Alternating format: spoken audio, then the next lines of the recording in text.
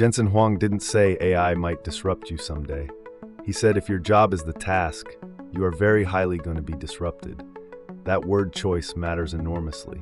This isn't a distant forecast. It's a present tense reckoning that most professionals are dangerously unprepared for. Almost everyone defaults to asking, will AI take my job? But that question is too blunt to be useful. The sharper, more honest question is, how much of my job is just a repeating checklist? Because those are two entirely different threat assessments, and only one of them gives you something actionable to do today. Think about a typical engineering day: writing boilerplate code, reformatting outputs, triaging support tickets, sending the same 3 email templates. In many roles, that mechanical layer accounts for more than half of all working hours. That work isn't protected, it's already being absorbed. If it hasn't been automated yet at your company, that's a tooling lag, not a sign you're safe.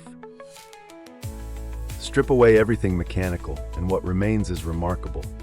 The ability to decide which problem is even worth solving, to push back on a product direction because you've lived through that failure mode before, to walk into a meeting and understand that the technical answer isn't actually the answer anyone needs.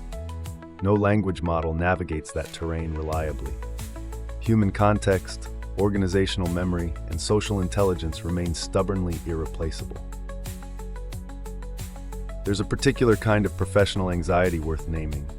The person who built their entire reputation on executing the process faster and more reliably than anyone else. That was a genuinely valuable skill. It took years to develop.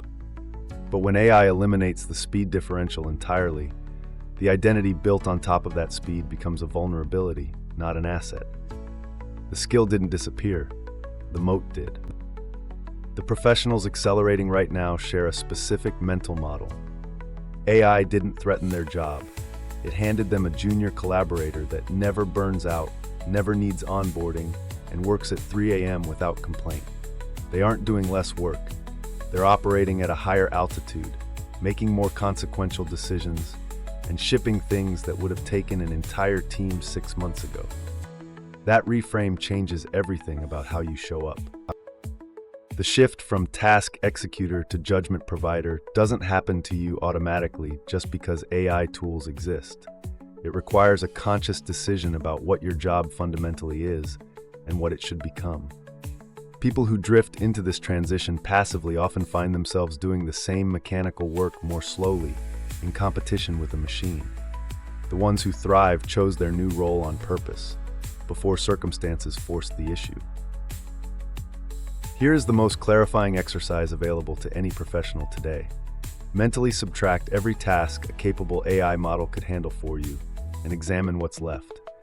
If the remainder feels thin, if it's mostly coordination of the same mechanical steps, that gap is the real problem to solve, not the existence of AI itself. The audit is uncomfortable, but doing it now, voluntarily, is infinitely better than having it done for you by your industry.